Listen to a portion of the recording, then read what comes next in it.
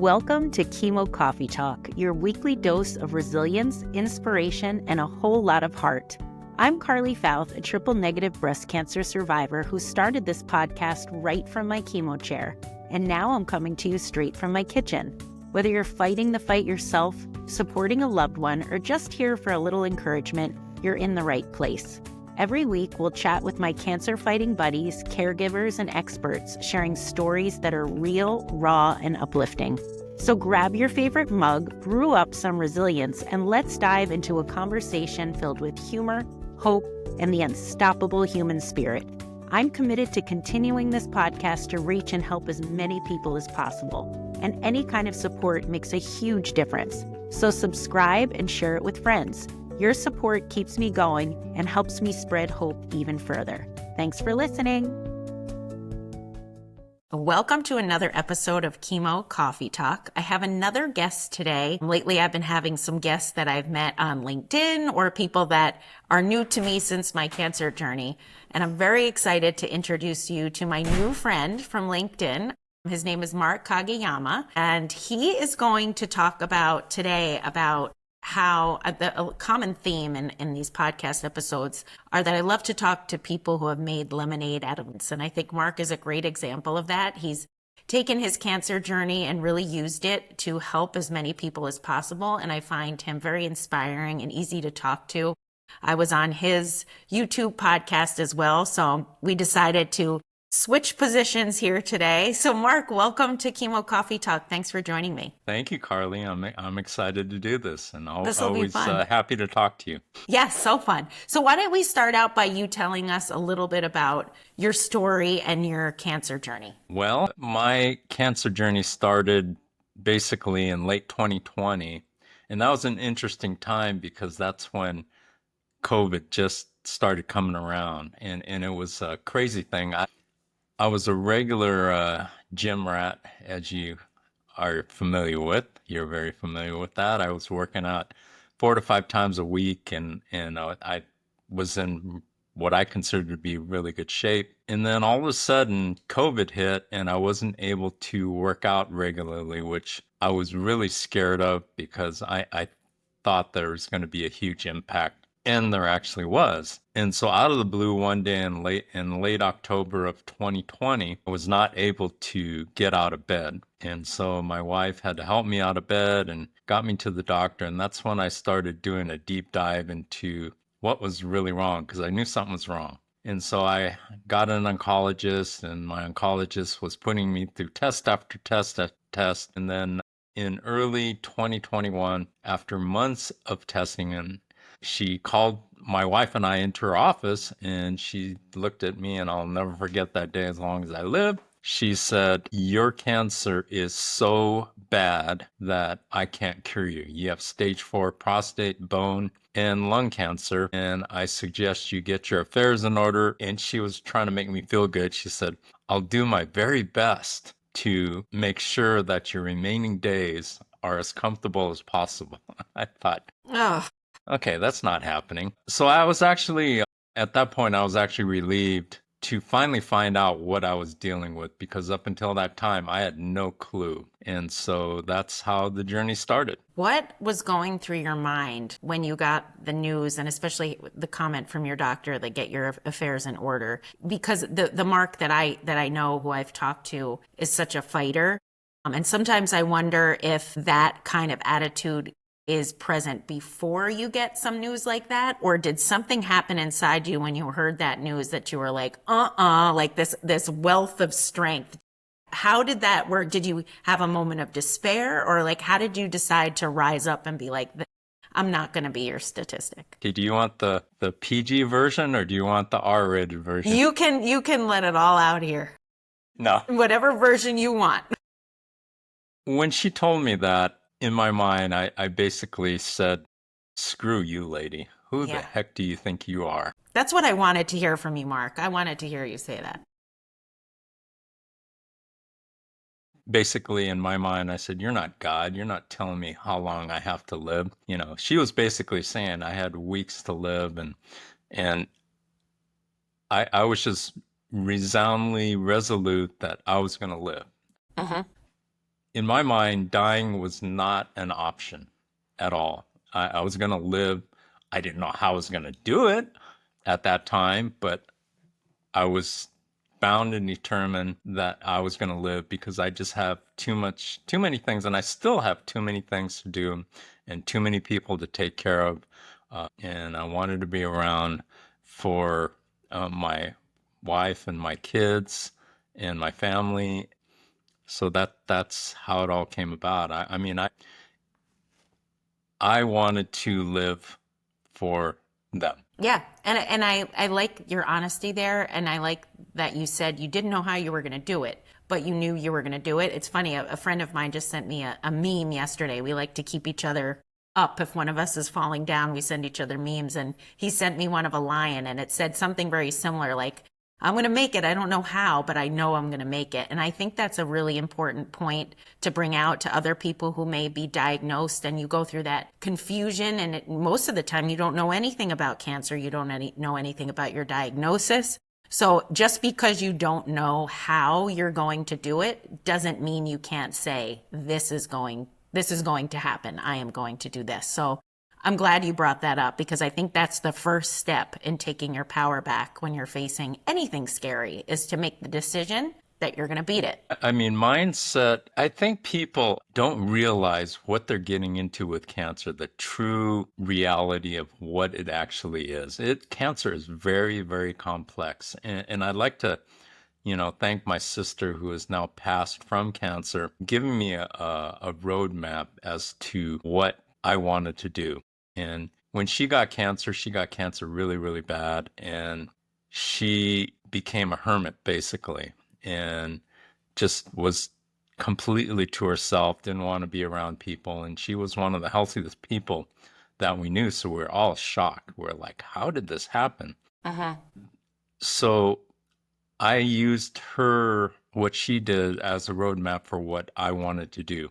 I was going to do the total opposite of what she did. I wanted to reach out to people, and I used LinkedIn.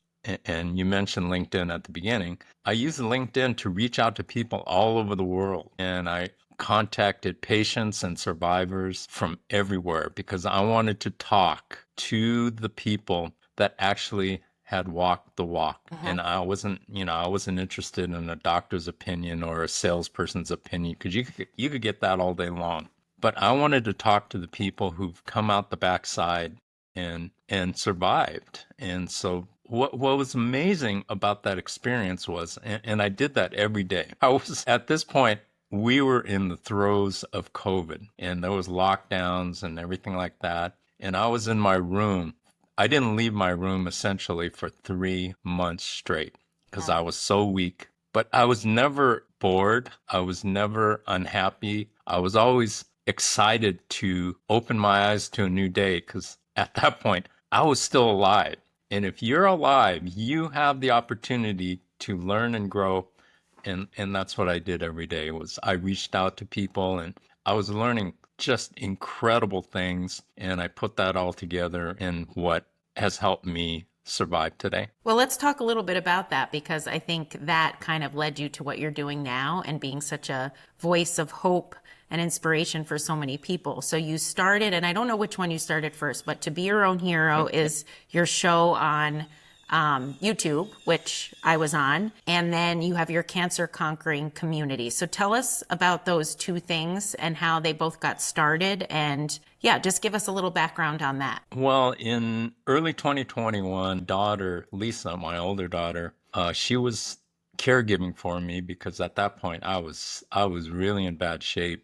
I could barely walk, and I couldn't feed myself because I couldn't go downstairs and make anything. So she came from New York, and she it was just a wonderful experience, because she's a great cook, and I still miss her cooking, because I was getting like 5 or 6 solid meals a day.